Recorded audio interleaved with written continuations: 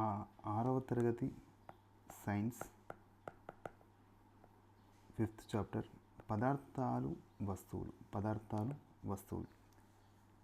Mary తన గదిలో కూర్చొని చదువుకుంటుంది. హఠాత్తుగా వంటగదిలో నుండి పెద్ద శబ్దం వినిపించింది. మేరీ వెళ్ళి చూసేసరికి ఒక పిల్లి పారిపోతూ కనిపించింది. వంటగదిలో మేరీ చూసినప్పుడు అనేక వస్తువులు చిందరవందరగా పడి ఉండడం, వాటిలో కొన్ని పగిలిపోయి ఉండడం, కొన్ని పగలకుండా ఉండడం గమనించింది. ఏ వస్తువులు పగిలిపోయాయో ఏ వస్తువులు పగలకుండా ఉన్నాయో చూద్దాం. ఇక్కడ ఆల్రెడీ చూడండి, పగిలిపోయినాయి అన్నీ ఏంటంటే సాసర, అలాగే కొన్ని దొర్లిపోయాయి, ఇవన్నీ కూడా పొంగిపోయాయి. పిల్లి పాలన్నీ పొంగొట్టింది. ఇక్కడ ఉన్నటువంటి సీసా వస్తువులు, కప్పు, స్టీల్ గ్లాసు పగలదు. మన నిత్య జీవితంలో అనేక రకాల వస్తువులు ఉపయోగిస్తాం. ఇవన్నీ వేర్వేరు పదార్థాలు తయారై ఉంటాయి. పదార్థాలు వస్తువులు. వివిధ వస్తువులు తయారు చేయడానికి ఉపయోగించే పదార్థాలను తెలుసుకుంటాము. ప్రతి వస్తువు ఏదో ఒక పదార్థంతో తయారవుతుంది. ఒక వస్తువు తయారు చేయాలంటే ఒకటి కానీ అంతకన్నా ఎక్కువ పదార్థాలు కానీ అవసరమవుతాయి. ఉదాహరణకు, మీరు రాసే పెన్నులో గొట్టం ప్లాస్టిక్తోనూ, క్లిప్ స్టీల్తోనూ తయారవుతుంది. Very good. పట్టికలో ఉన్న వస్తువులు ఏ పదార్థాలు తయారై ఉంటాయో రాయండి. మీకు తెలిసిన మరికొన్ని వస్తువులను పై పట్టికలో జత చేయండి. ఒక వస్తువు రంగు దాని నుంచి విడుదలయ్యే కాంతి రంగుపై ఆధారపడి ఉంటుంది. ఒక వస్తువు యొక్క రంగు దాని నుంచి విడుదలయ్యే కాంతి రంగుపై ఆధారపడుతుంది. వస్తువు పదార్థాలు. పట్టిక 2. తలుపు చెక్క, లోహం, రబ్బర్ ఉంటుంది. తువ్వాలు ఓన్లీ మనకు ఈ పత్తి అంటే దారంతో తయారవుతుంది. సైకిల్ చైన్ అంటే లోహం. కత్తి లోహం. అద్దం మనకు గాజు వస్తువు. బూట్లు లెదర్. నీళ్ళ సీసా గాజు. కుండ మట్టి. ఒకే పదార్థం తయారయ్యే వస్తువులను గుర్తించండి. ఒకటి కన్నా ఎక్కువ పదార్థాలు. ఇక్కడ చూడండి, చెక్క, ఇది ప్లాస్టిక్, ఇది స్టీల్. కుర్చీలు, బల్లలు, సైకిళ్ళు, ఎడ్ల బండ్లు, వంట పాత్రలు, బట్టలు, టైర్లు, నీరు, రాళ్ళు మొదలైనవన్నీ ఎన్నో వస్తువులు మన చుట్టూ గమనిస్తుంటాం. వస్తువులన్నీ వేరు పదార్థాలు తయారై ఉంటాయి. కొన్ని వస్తువులు ఒకే పదార్థం తయారైతే మరికొన్ని వస్తువులు ఒకటి కన్నా ఎక్కువ పదార్థాలతో తయారవుతాయి. కృత్యం 2. వివిధ పదార్థాల నుంచి తయారయ్యే వస్తువుల గురించి తెలుసుకుందాము. ఒక వస్తువు నుంచి విడుదలయ్యే కాంతిని బట్టి ఆ వస్తువు యొక్క రంగును మనం చూడగలుగుతాము. ఒక వస్తువు నుంచి విడుదలయ్యే కాంతిని బట్టే ఆ వస్తువు యొక్క రంగును మనం చూస్తాము. పదార్థం వస్తువులు. లోహం వంట పాత్రలు, ప్లాస్టిక్ ఇది సంచులు, గాజు అద్దం, చెక్క బల్ల, పత్తి బట్టలు టవల్స్, తోలు బూట్లు, పింగాణి కప్పులు, రాయి విగ్రహాలు. ఒకే పదార్థం నుంచి వేరువేరు వస్తువును తయారు చేయవచ్చు. ఒక్కో వస్తువును ఒక్కో ప్రత్యేక ఉపయోగం ఉంటుంది. కాబట్టి ఏ అవసరం కోసం ఏ వస్తువు వాడాలి, ఏ వస్తువు ఏ పదార్థం వాడాలో నిర్ణయించాలంటే ముందుగా పదార్థాల ధర్మాన్ని తెలుసుకోవాలి. మెత్తదనం, గట్టిదనం, మెరుపు ఉండటం, మెరుపు లేకపోవడం వంటి ఎన్నో ధర్మాలు పదార్థాలకు ఉంటాయి. ఏ వస్తువు తయారీకి ఏ పదార్థాలు వాడడం ధర్మాలను బట్టి ఉంటుంది. చూడండి, ఈ యొక్క చెక్కను సంబంధించి తలుపు ఎలా తయారు చేస్తాం, టేబుల్ ఎలా తయారు చేస్తాం, దాని యొక్క ధర్మాలను బట్టి తయారు చేస్తాం. ధర్మాల ఆధారంగా వేరువేరు సందర్భాల్లో ఉపయోగిస్తాం. ఒక వస్తువు తేలడం లేదా మునగడం అనే వస్తువు సాంద్రతతో పాటు మాధ్యమం సాంద్రతపై కూడా ఆధారపడి ఉంటుంది. అంటే వస్తువు యొక్క సాంద్రతతో పాటు ఆధారపడి ఉంటుంది.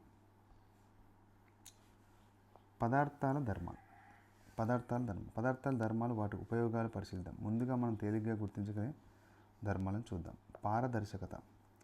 మిఠాయి దుకాణంలో దుకాణదారులు మిఠాయిలు, బిస్కెట్లు వంటి తినుబండారాలను సాధారణంగా గాజు గాడిలో ఉంచుతారు. ఎందుకో తెలుసా?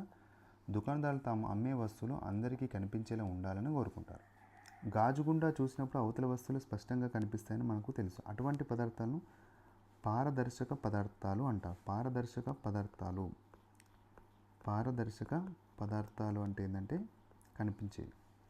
నీవు ప్లాస్టిక్ లేదా చెక్క గుండా ఇతర వస్తువును చూడలేము. చెక్క, స్టీలు, కార్డుబోర్డు వంటి కొన్ని పదార్థాల గుండా అవతల వస్తువును చూడలేము. అటువంటి వాటిని అపారదర్శక పదార్థాలు అని అంటాము. పారదర్శక, అపారదర్శక పదార్థాలను గుర్తించండి. ప్లాస్టిక్ కనబడుతుంది, గాజుగాడి, ఇది ప్లాస్టిక్ కనబడుతుంది, గాజుగాడి కనబడుతుంది. స్టీలు పళ్ళెంలో కనబడుతుంది, అద్దం కనబడుతుంది, చెక్క తలుపు ఇవన్నీ కనబడవు, కాగితం నుంచి కూడా కనబడవు. నీటి సాంద్రత 1 గ్రామ్. నీటి సాంద్రత నిర్వచనం D=m/v అంటే మాస్ బై వాల్యూమ్. మాస్ అంటే బరువు, లేకుంటే బరువు బై వాల్యూమ్ అంటే సాంద్రత. వాల్యూమ్ అంటే దాని ఘన పరిమాణం. 1 గ్రామ్ పర్ మిల్లీ లీటర్. ఏదైనా వస్తువు నీటిపై తేలాలంటే దాని సాంద్రత 1 గ్రామ్ మిల్లీ లీటర్ కన్నా తక్కువగా ఉండాలి. కాగితం గుండా చూడగలమా? ఒక తెల్లని కాగితం గుండా వెలుగుతున్న బల్బును చూడండి. మీ పరిచయం నమోదు చేయండి. కాగితంపై కొన్ని నూనె చుక్కలు వేసి నూనె వేసిన భాగం గుండా వెలుగుతున్న భాగం చూడండి. చూడండి ఇక్కడ పటం 5.6. మొదటి సందర్భంలో మీరు బల్బును చూడలేరు, కానీ రెండవ సందర్భంలో బల్బును చూడగలుగుతారు. కొన్ని పదార్థాలు అవతలి వస్తువులను చూడగలం, కానీ స్పష్టంగా చూడలేము. ఇటువంటి వాటిని పాక్షిక పారదర్శక పదార్థాలు అని అంటాము. నూనెలో ముంచిన కాగితం దీనికి ఉదాహరణ. కిటికీలను అమర్చిన కొన్ని గాజు పలకలు వాటి గుండా కొంత వెలుతురును ప్రసరింపజేస్తాయి, అయినా వాటి గుండా స్పష్టంగా చూడలేం. కనుక గాజు పలకలు పాక్షిక పారదర్శక గాజు పలకలు అంటాం. పాక్షిక పారదర్శక పదార్థాలు మరికొన్ని ఉదాహరణలు ఇవ్వండి. ఒక టార్చ్ లైట్ స్విచ్ చేసి గమనించి టార్చ్ లైట్ ముందున గాజు గుండా కాంతి ప్రసరించిందా అనేది మనం పరిశీలన చూసుకోవాలి. పై కృత్యంలో ఏ సందర్భంలో పారదర్శకం, అపారదర్శకం, పాక్షిక పారదర్శకం గమనించాలి, చర్చించాలి. అసలు పదార్థాల స్థితి ఎలా ఉంటుంది? నీటికి ఉండే 3 స్థితులైన మంచు, నీరు, నీటి ఆవిరి. కానీ ఒక గ్లాసులో మంచు ముక్కలను వేసినప్పుడు అవి నెమ్మదిగా కరగడం మొదలుపెట్టి క్రమంగా పూర్తిగా కరిగిపోతాయి. గ్లాసు గుండా చల్లబడడం మనం గమనించే ఉంటాం. ఒక పాత్రలో నీటిని తీసుకుని వేడి చేసినప్పుడు కొంతసేపటి తర్వాత నీటి నుండి ఆవిరి అవ్వడం గమనిస్తాం. ఈ పాత్రను మరికొంతసేపు వేడి చేస్తే నీటి ఆవిరి ఇంకా ఎక్కువై పాత్రలో నీటి పరిమాణం క్రమంగా తగ్గిపోవడం కూడా గమనిస్తాం. వేడి చేసినప్పుడు కొన్ని పదార్థాలు ఘనస్థితి నుంచి ద్రవస్థితికి, ద్రవస్థితి నుంచి వాయుస్థితికి మారుతాయి. అదేవిధంగా చల్లబరిచినప్పుడు వాయుస్థితి నుంచి ద్రవస్థితికి, ద్రవస్థితి నుంచి ఘనస్థితికి మారుతాయి. కావున సాధారణ ఉష్ణోగ్రత వద్ద స్థితిని బట్టి పదార్థాలు ఘన, ద్రవ, వాయు పదార్థాలుగా వర్గీకరించవచ్చు. మంచు ముక్కల మాదిరిగా మరే పదార్థమైన ఘనస్థితి నుంచి ద్రవ, ద్రవ నుంచి వాయు మారడం గమనించారా? కొవ్వొత్తిని వెలిగిద్దాం. వెలిగే అగ్గిపుల్ల సాయంతో కొవ్వొత్తిని దాని వత్తిని తాగకుండా వెలిగించగలమా? ప్రయత్నించండి. మంచుగడ్డ స్ఫటికాకారం ఉన్నప్పటికీ దాని సాంద్రత నీటి సాంద్రత కన్నా తక్కువగా ఉండడం వల్ల నీటిపైనే తేలుతుంది. ఒక సురక్షిత ప్రదేశంలో కొవ్వొత్తి వెలిగే అగ్గిపుల్లతో వెలిగించండి. మొదటిసారి అగ్గిపుల్ల కొవ్వొత్తికి తాగించి వెలిగించండి. సుమారు 2 నిమిషాల పాటు వెలుగనివ్వండి. తర్వాత కొవ్వొత్తిని ఆర్పివేయండి. తెల్లని పొగ కొవ్వొత్తి వత్తి నుండి పైకి రావచ్చు గమనించారా?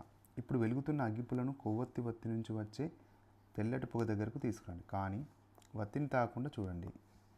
అంటే ఇక్కడ ఏం జరుగుతుందంటే ఎంత దూరం నుంచి కొవ్వొత్తిని వెలిగించగలిగారో గమనించండి. ఎలా సాధ్యమవుతుందో చర్చించండి.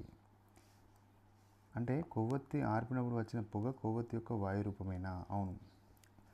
పదార్థాల వివిధ స్థితులను ఎలా తెలుసుకుంటారు? నీరు లాంటి పదార్థాలు ఉంచిన పాత్ర ఆకారాన్ని పొందుతాయని, చెక్క వంటి కొన్ని పదార్థాలు పాత్రను బట్టి మార్చుకోవని మనకు తెలుసు. ఈ విధంగా పాత్రను బట్టి ఆకారాన్ని మార్చుకునే పదార్థాలైన నీరు, పాలు, నూనె, కిరోసిన్ వంటి వాటిని ద్రవ పదార్థాలు అంటాము. పాత్రను బట్టి ఆకారాన్ని మార్చుకోని పదార్థాలైన చెక్క, రాయి, ఇటుక, ప్లాస్టిక్ వస్తువులు, కూరగాయల వంటి పదార్థాలు మనం ఘన పదార్థాలు అంటాము.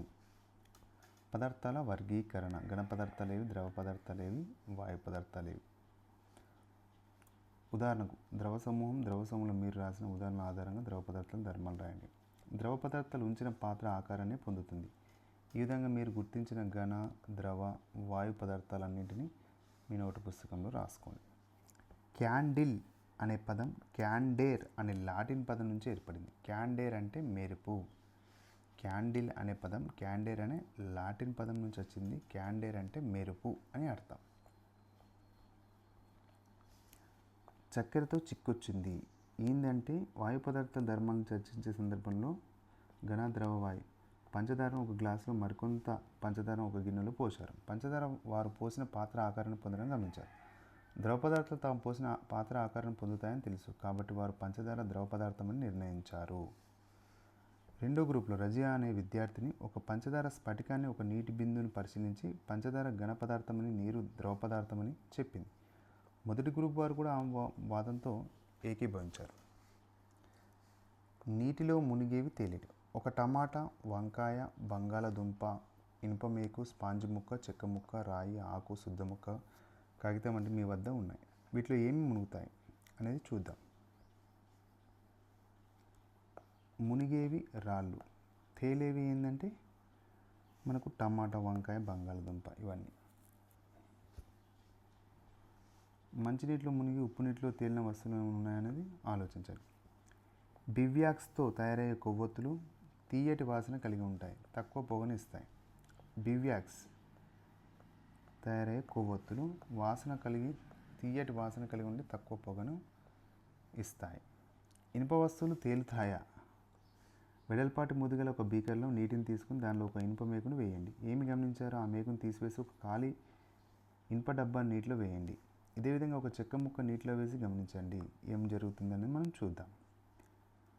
కొన్ని వస్తువులు ఒక ఆకారం ఉన్నప్పుడు నీటిలో తేలుతాయి, కానీ వాటి ఆకారం మారినప్పుడు నీటిలో మునుగుతాయని గమనించాం. నీటిలో మునిగే స్వభావం ఉన్న వస్తువులను తేలేటట్లు చేయొచ్చు, కానీ నీటిలో తేలే వస్తువులను మునిగేటట్లు చేయలేము. నీటిలో కరిగేవి, కరగనివి. పంచదార, ఉప్పు, శుద్ధపొడి, ఇసుక, రంపపొడి వంటి వాటిని తీసుకుని ఒక బీకర్లో ఒక్కొక్క దాన్ని కలపండి. అవి ఎలా ఉన్నాయనేది, పంచదార నీటిలో వేస్తే కరుగుతుందో కరిగిపోతుంది, ఇసుక కరగదు, రంపపొడి కరగదు, శుద్ధపొడి కరుగుతుంది. పైకృతం ద్వారా కొన్ని పదార్థాలు నీటిలో కరిగినప్పుడు పూర్తిగా కరుగుతాయి. ఇటువంటివన్నీ నీటిలో కరిగే పదార్థాలు అంటారు. కొన్ని పదార్థాలు నీటిలో కలిపినప్పుడు కరగవు. ఇటువంటివన్నీ నీటిలో కరగని పదార్థాలు అంటారు.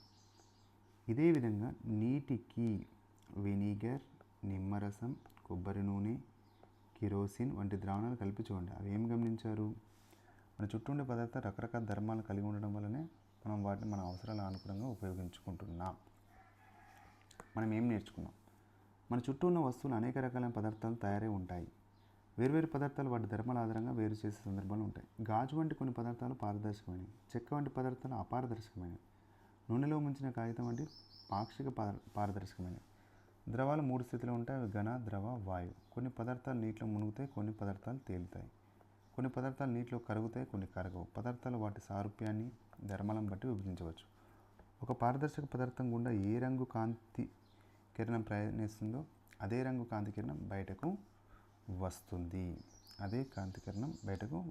కాంతి ఏదైనా వస్తువుపై పడినప్పుడు అది పరావర్తనం చెందవచ్చు, లేదా శోషించబడవచ్చు, లేదా వస్తువు గుండా ప్రసరించవచ్చు. Thank you.